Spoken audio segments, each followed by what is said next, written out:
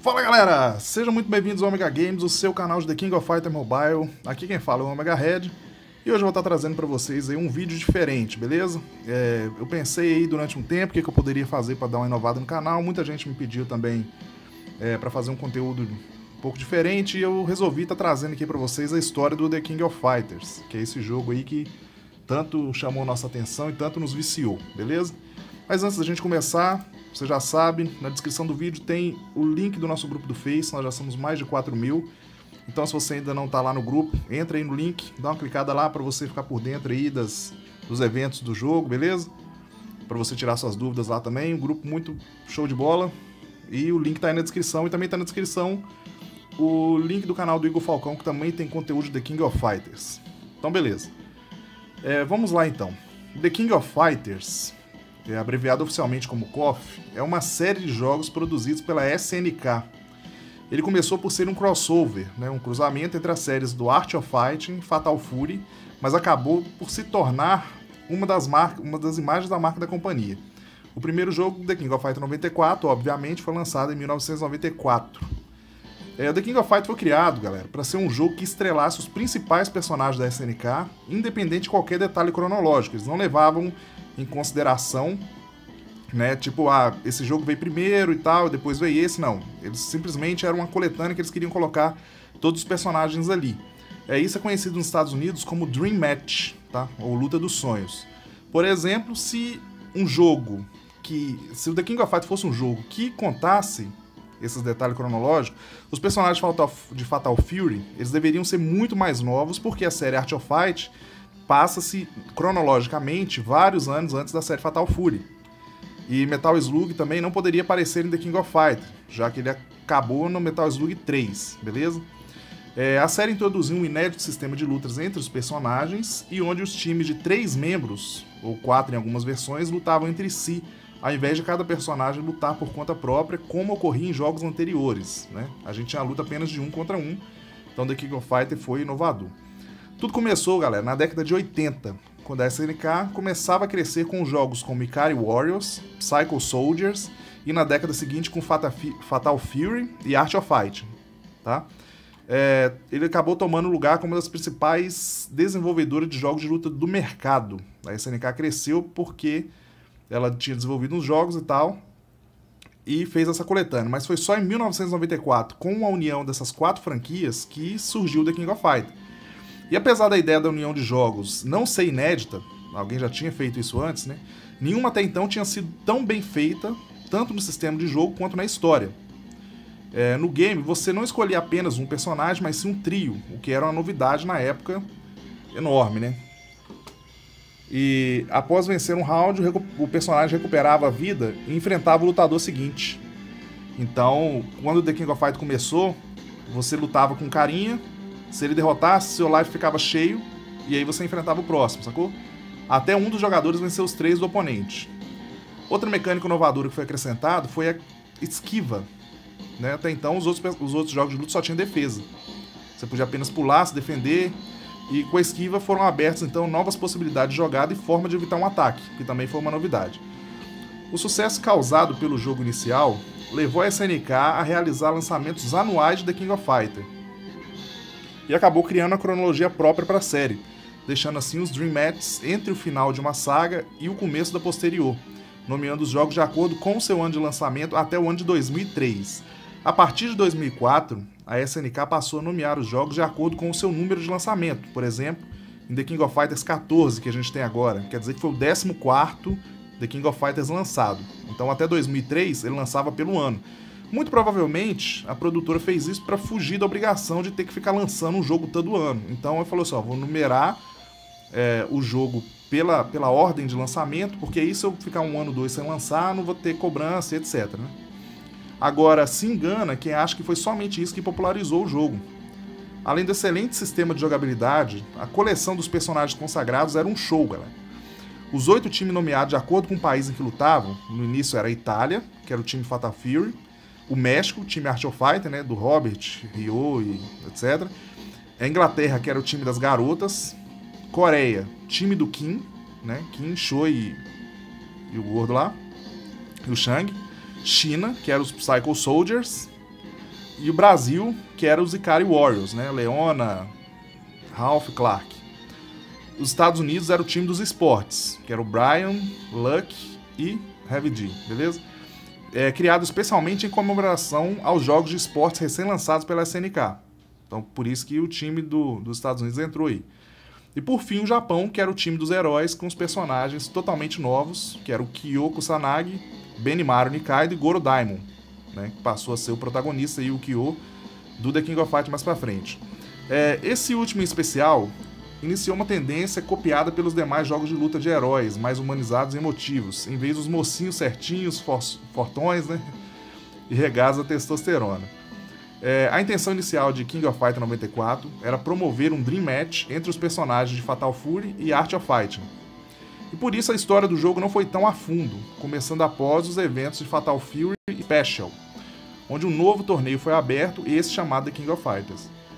O novo torneio organizado por Rugal, que era um traficante de armas e ex-sócio de Geese, que era o vilão do Fatal Fury, tinha a intenção de reunir os maiores lutadores do mundo para ver quem eram os melhores e adicioná-los à sua coleção de estátuas. Para muitos, Rugal é considerado o melhor vilão de The King of Fighters e após sua derrota, a base do vilão explode e ele é dado como morto. Tá? Apesar da história simples, o game fez tanto sucesso que passou a ganhar versões anuais. Tudo isso aqui que eu tinha falado até então era do The King of Fighters 94. E logo na seguinte, a história começa a tomar forma. Primeiro o pessoal fez o jogo, falou assim, vamos jogar uma historiazinha simples aqui e vamos ver o que vai dar. Tipo assim, nada muito profundo, né? Como o jogo fez muito sucesso, o pessoal começou a falar, não, então já vamos colocar um enredo legal aqui, vamos dar continuidade na série, porque tá dando certo. Então o King of Fighters 95 foi introduzida a possibilidade de editar os times, coisa que não era possível no anterior. Você pegava apenas os trios, né? E também teve um polimento gráfico melhor, uma jogabilidade melhor do que no ano anterior. As mudanças principais foram o enredo do jogo melhor e a substituição do trio dos Estados Unidos pelo time dos rivais, que era composto por Yori Yagami, passou a ser o personagem preferido de muitos, Billy Kane e Eiji Kisaragi, beleza? Neste The King of Fighters 95, nós descobrimos que o Rugal ainda está vivo e muito mais poderoso, depois que ele despertou um poder misterioso. Mas esse poder demonstrou demais para ele controlar, e ele acabou se autodestruindo e morrendo de vez. E aí, o Yori explica que somente quem tem uma linhagem sanguínea específica é capaz de controlar esse poder, dando início à saga Orochi, que é explicada no jogo do ano seguinte, beleza? Então, passando para o The King of Fighters 96, ele teve algumas mudanças em sua jogabilidade, desde a troca da esquiva por um rolamento, né, tornando mais dinâmicas as lutas e fazendo um balanceamento dos personagens, como a diminuição do alcance das magias e tal, que fazia o jogo menos apelativo. Então quem já jogou aí as versões anteriores sabe que antes a esquiva era só como se você jogasse no extra, né? Você só dava o ombro dava uma balançadinha pro lado assim e o poder passava pelo cara. E aí depois acabou adicionando como se fosse o Advanced. A galera aí deve lembrar disso, né? Beleza. Isso aí acabou fazendo o jogo menos apelativo. Você tá ligado, né? Aquele amigo que só ficava no canto da tela soltando poderzinho, ficava lá, usa. Pois é. Isso aí foi meio que eles corrigiram esse problema aí, deixando o jogo mais competitivo. Fora isso, a história do novo game fica mais enriquecida e nós temos a linhagem sanguínea que o Yori tinha dito no The King of Fighters anterior. Então, pela primeira vez, o torneio não fazia parte do submundo, recebendo grande patrocínio e sendo acompanhado pelo público. Mas isso não era por acaso. E aí nós vamos conhecendo alguns personagens que vão tomando forma.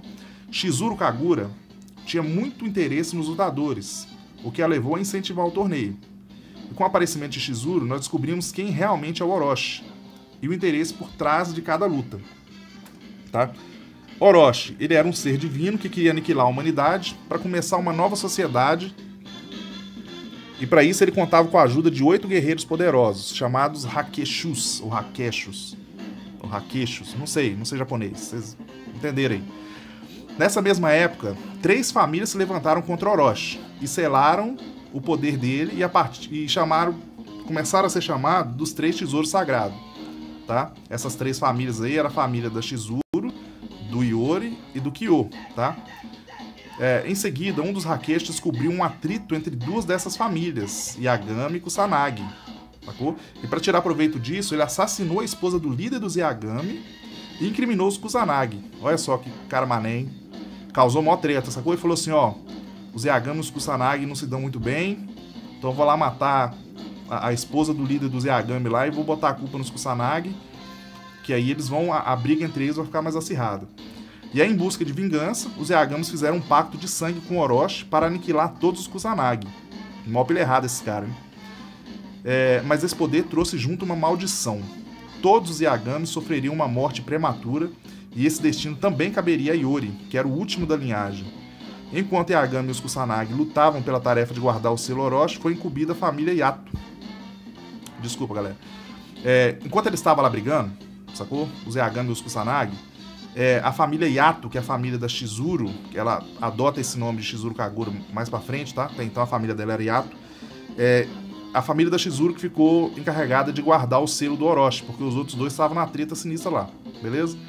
Anos antes do torneio The King of Fighters 96, um Hakeshi chamado Gwenitz assassinou a irmã de Shizuru, tá? E conseguiu quebrar o selo do Orochi.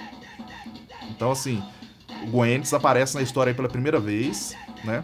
Ele mata a irmã da Shizuru para poder quebrar o selo que a família da Shizuru estava guardando. Entendeu? E faltando apenas encontrar um hospedeiro para a divindade, porque o Orochi precisava encarnar em alguém. Rugal, tá? A princípio foi no Rugal. Em 1996, Shizuru criou o The King of Fighters 96 no propósito de unir novamente os 3 tesouros sagrados, né, que ficavam em posse lá da Shizuru, Kyo e do Iori, para restaurar o selo quebrado antes que o hospedeiro seja encontrado. Então o intuito do The King of Fighters 96 foi unir as 3 famílias novamente, para eles parar com essa treta aí, sacou? Para poder restaurar o selo do Orochi, porque o Gwenitz matou a irmã da Shizuru e quebrou o selo, e o Orochi tava faltando só arrumar um corpo para ele entrar, para ele poder voltar pro mundo aí. No final do torneio, o Gwenitz aparece para tentar derrotar os heróis e restaurar o selo, porém ele falhou e foi derrotado. Acabando o torneio, Shizuru tenta unir Iori e Kyo, mas a rivalidade dos dois é tão sinistra que ela fala mais alto e eles recusam ajudar e cada um vai embora pro seu canto, prometendo que um dia eles vão ter a disputa final. É aquela historinha, tipo de Vegeta e Goku e etc. Sempre tem um rival lá. Então beleza, e enfim chegou o The King of Fighters 97, que é considerado por muitos o ápice da franquia The King of Fighters. Nele temos a conclusão da saga Orochi e mais algumas mudanças do sistema de jogo, como a escolha de 2 tipos diferentes de barra especial, que é o que eu falei, o Advanced e Extra, magias e ataques de alguns personagens e a troca de personagens e times. E teve um destaque especial para o novo time New Face, que era composto pelo Chris, Shermie e o Yashiro, com um comportamento um tanto quanto estranho, tá? Ao final do torneio, é revelado o real motivo da participação dele. Os 3, na verdade, são Hakeshos, ou Hakeshos, não sei, e tinham a missão de finalmente despertar Orochi. Shizuru, Iori e Kyo se juntam novamente e conseguem vencer o trio dos Hakeshos, mas não impedem que Orochi desperte. Depois de mais uma luta, eles vencem a divindade, que libera o poder maligno dentro de Iori e o ordena que mate Kyo e também a Shizuru. Então, a adição desse trio aí, eles entraram no The King of Fighters 97 como quem não quer nada, sacou? Mas na verdade eles estavam lá para poder despertar o Orochi. Os heróis da saga até então, né, Iori, Shizuru e Kyo, conseguem vencer, mas o Orochi acaba nascendo, a gente sabe aí, a maioria das pessoas já viu, que ele entra no corpo do Chris, sacou? E aí quando eles derrotam e tal, como eu disse aqui, né, aí o Iori vira o Crazy Iori que a gente tem no jogo aí. E juntos eles conseguem selar a divindade novamente, mas acaba desaparecendo no choque do poder, encerrando a saga King of Fighters 97 e a saga Orochi, tá? Após o final de The King of Fighters 97, várias perguntas ficaram no ar, como o que aconteceu com o Kyo e Iori depois da explosão e etc, que não ficou muito bem explicado. Essa pergunta e muitas outras foram respondidas somente no KOF 99, né? História que nós vamos continuar contando aqui e eu vou tentar falar sobre a série inteira, beleza? Depois desse sucesso, chegou a hora da franquia continuar e começar uma nova saga com novos personagens, surgindo a saga Nests, que até hoje é duramente criticada entre os fãs da série. O The King of Fighters 98 não tem história, tá, gente? Ele é só uma coletânea, então por isso que ele não está incluso aqui. Vamos passar para a próxima, então.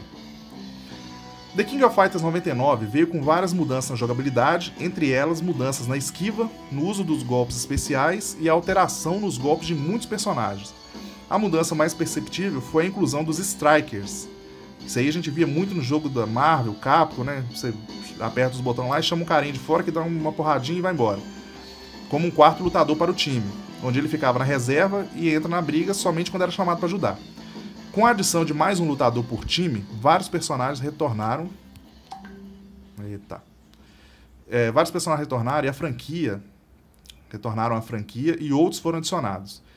Aí, entre eles, quem entrou no 99 foi Whip, K e Máxima, além de 2 Kyos aparecerem, cada um com uma versão clássica do personagem. Tá?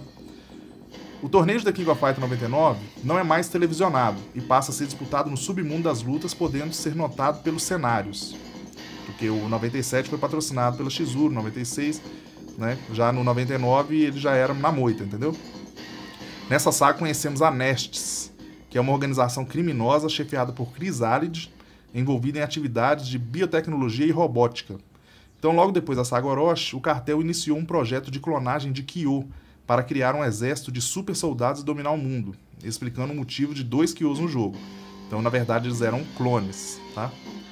No final de The King of Fighters 99, nós descobrimos aí que o motivo do Chris Alid ter arquitetado o novo torneio é porque ele queria coletar os dados de todos os lutadores para serem usados em seu uniforme.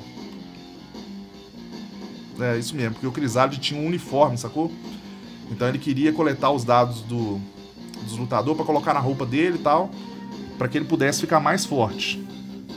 E realmente Chris Alid seria o mais poderoso se o verdadeiro Kyo não retornasse para ajudar o time dos heróis.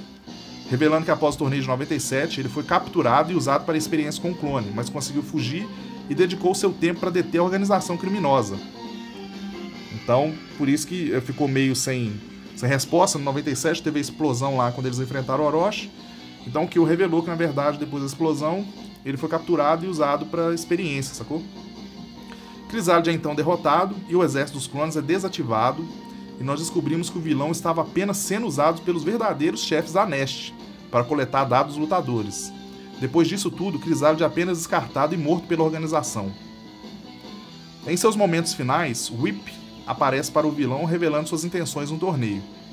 Ela acreditava que ela era irmã de Chris Alid, mas descobre que ele era clone de K e não o contrário, sacou? Então Chris Alid era um clone do K. Nesse momento ficamos sabendo que K e Whip foram capturados ainda criança pela Nestes e suas memórias apagadas. Por todo esse tempo, o K foi treinado, mas sua irmã acabou morrendo e seus genes foram usados para criar o Whip como um clone. Então o Whip é um clone da irmã do K. Depois do torneio,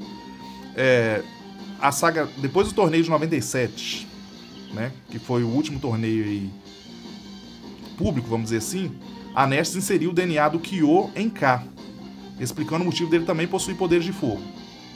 O Kyo, vocês lembram aí que o Kyo foi usado como experiência e tal, e esse poder do Kyo de fogo foi inserido no K, beleza? No The King of Fighters 99, Kyo e Yori ficaram um tanto quanto deslocados no jogo, mas na realidade eles não deveriam nem ter aparecido. Os produtores queriam que ele se apresentasse na saga Orochi, tornar K o novo protagonista, mas depois de teste com os jogadores que ficaram indignados com a ausência dos dois heróis, os produtores tiveram que colocar às pressas, sendo selecionáveis através de códigos ou enfrentando como chefes secretos, tá? Eles podiam ser enfrentados como chefe secreto. Apesar da história confusa, a produtora se mostrou empolgada com a nova saga e prometeu deixar as coisas bem mais interessantes, mas não foi muito bem isso que aconteceu, não.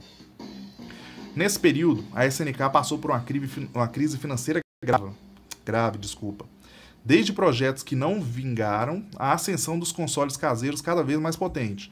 Então, King of Fighters era lançado para arcade, né, que era o fliperama aí que a gente conhecia, só que aí começou a ter um monte de lançar uns videogames, sacou? Que a pessoa podia ter em casa e menos pessoas passaram aí nos fliperamas e tal, e a empresa começou a entrar em crise financeira.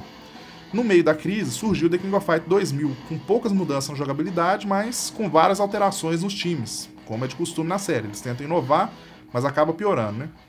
Nesse game, mais alguns personagens importantes apareceram, e um deles é a Kula. Então a Kula surge aí no The King of Fighters 2000, que possui poder de gelo para counterar os poderes do K, sacou? Então era um anti-K, igual tá escrito aí no jogo, no King of Fighters 1 Mall aí, né? Anti-K, na descrição dela, se for lá ver, tá anti-K. Mas ela era sempre vigiada por 2 agentes e um ciborgue, para prevenir que ela não se voltasse contra a Nestes como o K fez, né? Ao terminar o torneio, me conhecemos, Zero, o vilão do jogo, estava a serviço da Nestes, mas decidiu trair a organização e dominar o mundo sozinho. O Zero é sinistro. Para isso ele usa a tecnologia da própria Nestes e constrói uma arma especial alimentada pela energia liberada pelos lutadores do torneio. Depois de Zero ser derrotado, ele tenta ativar a arma e destruir tudo, porém Kula o impede, destruindo o satélite. Entre o período de The King of Fighters 2000 e 2001, ocorreu uma grande crise na SNK, ocasionando a venda da produtora e a falência da mesma. Em meio à falência, a compra pela Playmore, que acaba comprando o jogo, é lançado o novo game da franquia. Todo esse problema executivo influenciou negativamente no jogo, no enredo, causou, enfim, um grande prejuízo aí para a marca. Em The King of Fighters 2001, tiveram poucas mudanças na jogabilidade, várias alterações nos times, claro, para variar, e o ponto principal que chamaria a atenção dos fãs seria o mesmo desfecho da saga Nest, mas como foi dito, seria. Porque os vencedores do torneio ganham uma viagem como prêmio. Mas a viagem leva eles para o espaço, e no caminho os heróis encontram Zero, o verdadeiro, né, porque o anterior era só um clone, e também revela que a Nest queria matar todos os lutadores, porque já tem os seus dados. Depois de vencer Zero, nós conhecemos Nestes, o chefe da organização. E após a apresentação do seu filho Ignis, sem motivo ou explicação nenhuma, ele mata o pai e se torna o novo chefe da Nestes. Então, assim, o enredo aí passou longe. Né?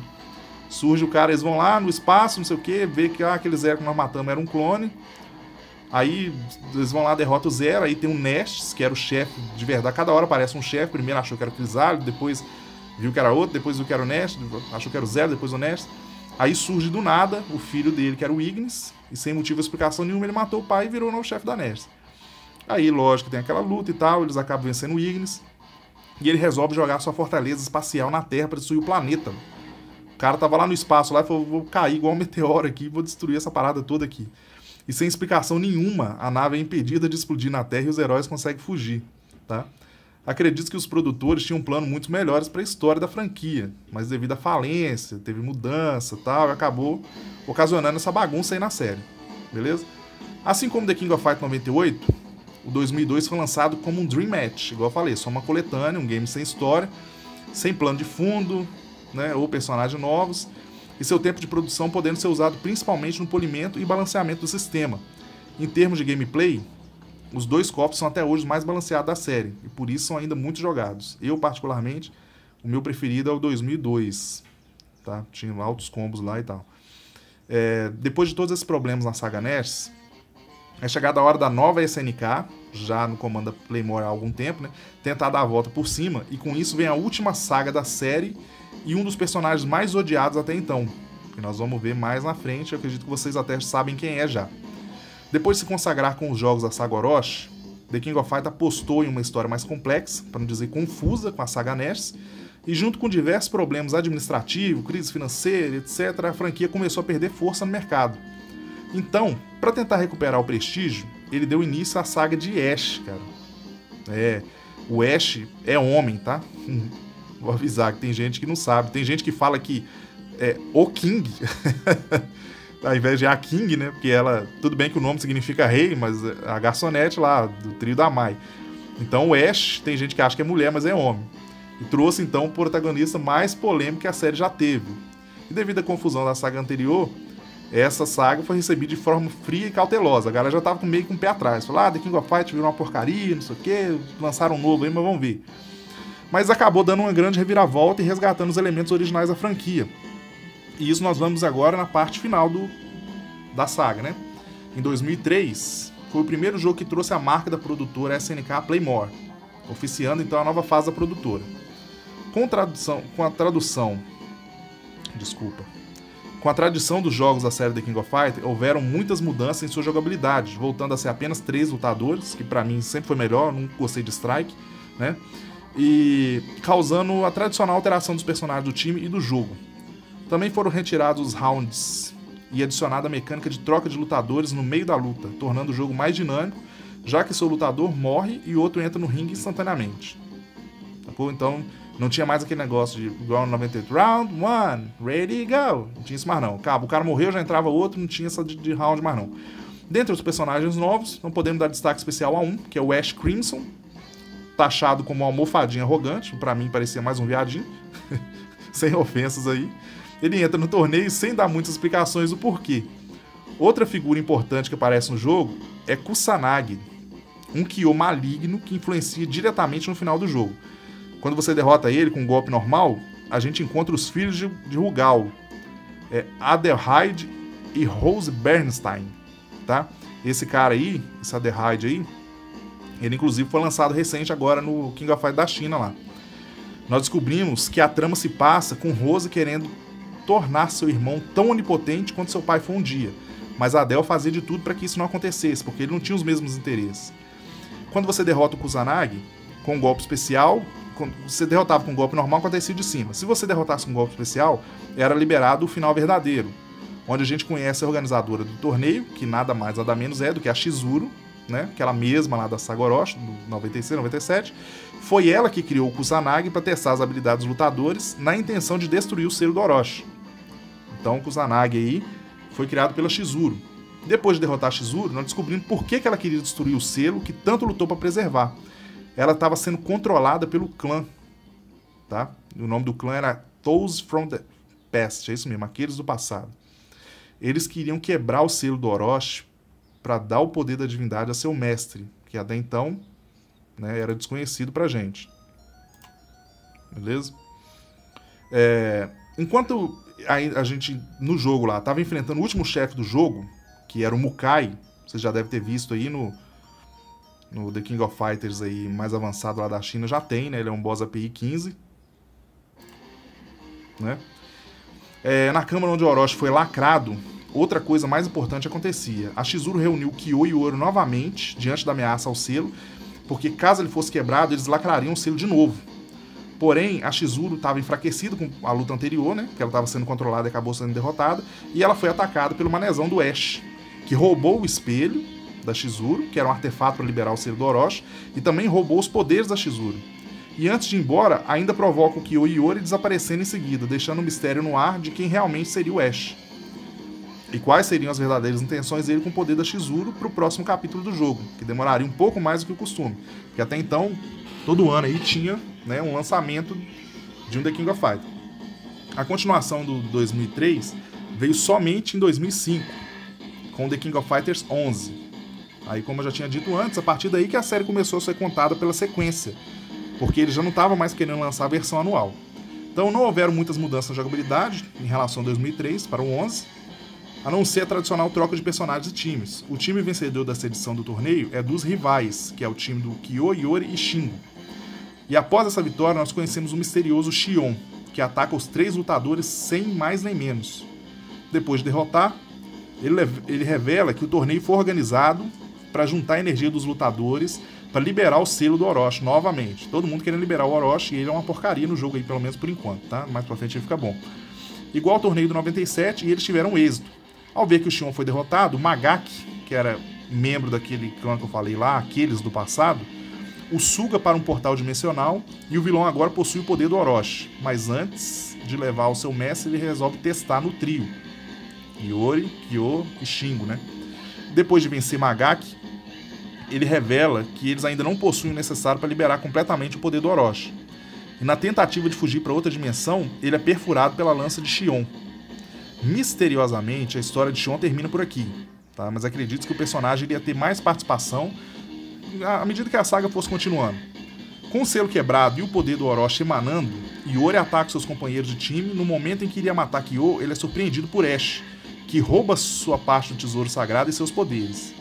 Então ele já tinha roubado o tesouro da Chizuru, aí o Yori, né, o poder do Orochi emanando lá, ele foi atacar geral, tava como Crazy Yori, surge o Ash, né, rouba o poder do Yori, rouba o tesouro dele também. Esse capítulo da franquia trouxe mais dúvida do que resposta, né, porque ficou tipo assim, sem explicação. Quem que é aqueles do passado? O que esse Ash queria? E tal. Então ficou aquele monte de dúvida no ar. Então as respostas elas demoraram um pouco, porque a aceitação do público à franquia estava fria. E isso levou a SNK a trabalhar em reproduções de jogos em projetos menores.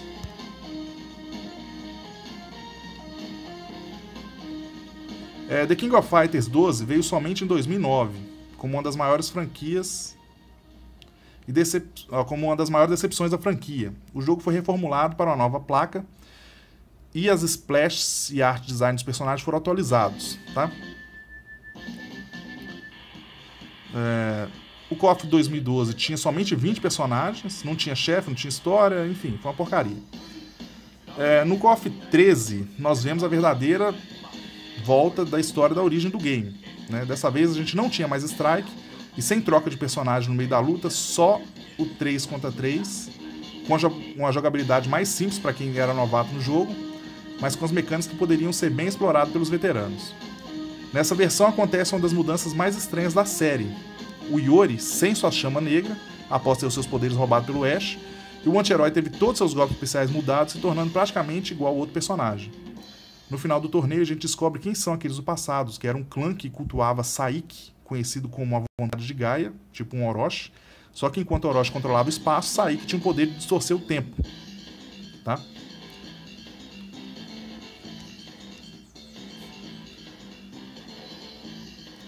Depois que teve o seu clã quase todo dizimado, Saiki e mais alguns remanescentes do passado conseguiram se exilar em um espaço além do tempo para bolar um plano e retornar à Terra para destruir toda a humanidade.